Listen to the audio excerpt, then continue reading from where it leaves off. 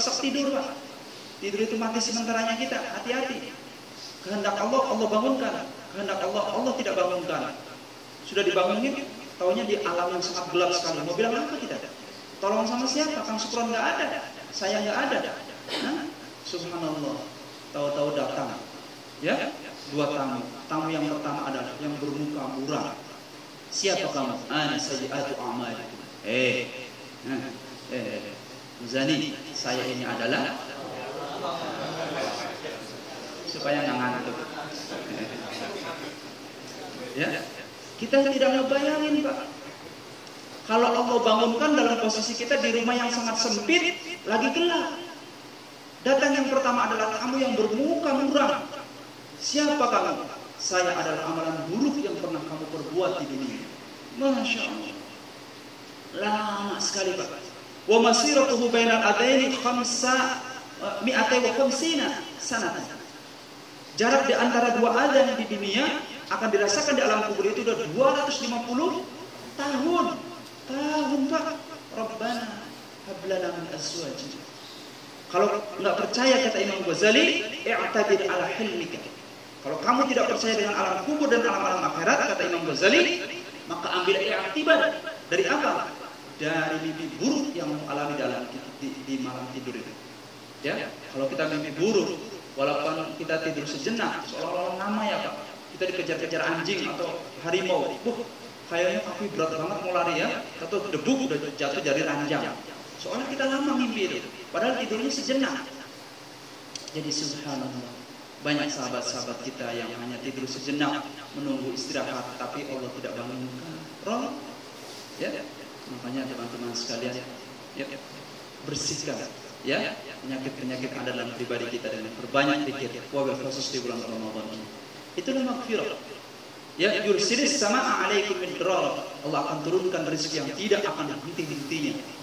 Ya, wa yumdidkum bi amwal. Allah akan kembangkan harta yang kalian miliki, Pak. Ya, kalian punya usaha apa sekarang? Kelapa sawit. Ya, perbanyaklah istighfar.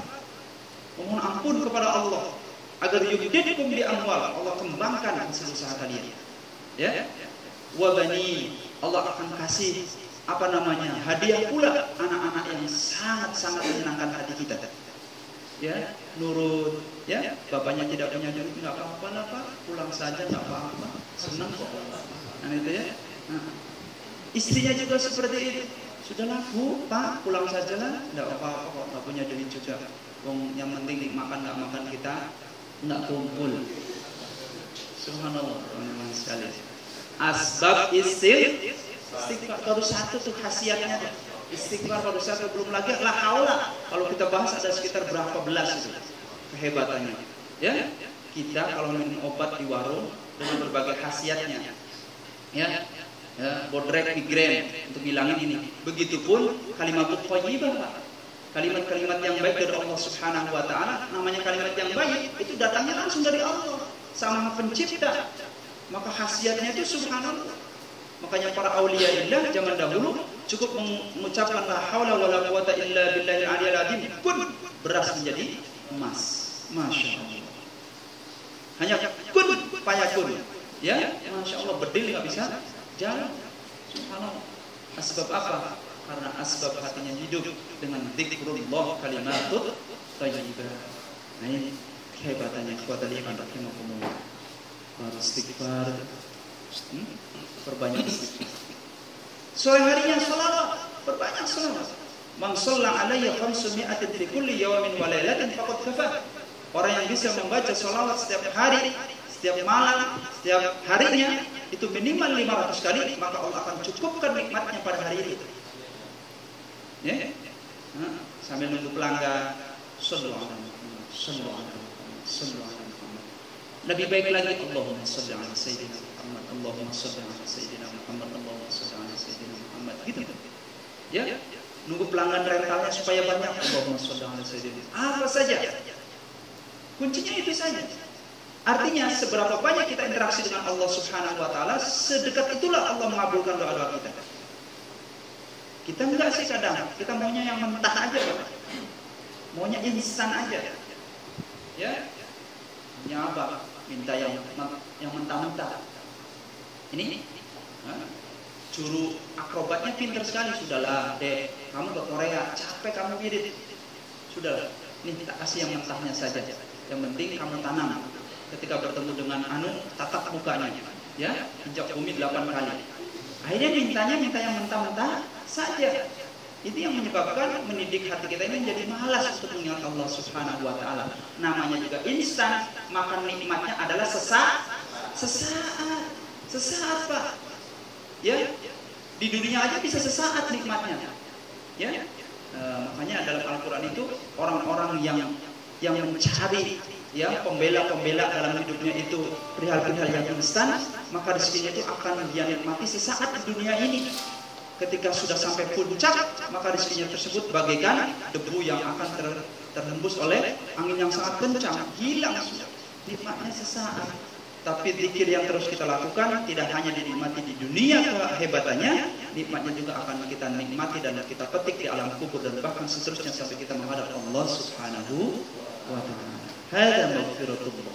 Inilah minggu kedua di bulan Ramadan, kita dihadiri Allah dengan maghfirahnya Allah Subhanahu wa taala. Itu sekelumit daripada kehebatan istighfar. Ya, yang ketiga yang sedang kita jalani minggu terakhir di bulan Ramadan adalah idkhul minan nar, dijauhkan kita dari api neraka. Ya, Pak. Subhanallah, Pak. Ya. Di alam kubur itu lama sekali. Itu baru praknya, Pak. Praknya, belum ke alam yang aslinya nanti, penentuan kita di surga atau neraka, yang kita akan melewati beberapa fase, kemudian alam kubur barzakh, kemudian yaumul ba'si, alam mahsyar, dari alam mahsyar yaumul hisab, penghisaban di hadapan Allah, baru nanti, wah, masya Allah, Pak, ngantrinya saja di yaumul mahsyar itu, subhanallah, ya dikatakan sampai 50.000 tahun lamanya, masya Allah, Pak, ya kita ngantri, menanti terbang ke Korea aja, pesannya udah kayak apa? Ya, subhanallah. Gimana kita menanti pengadilan Allah Subhanahu wa taala.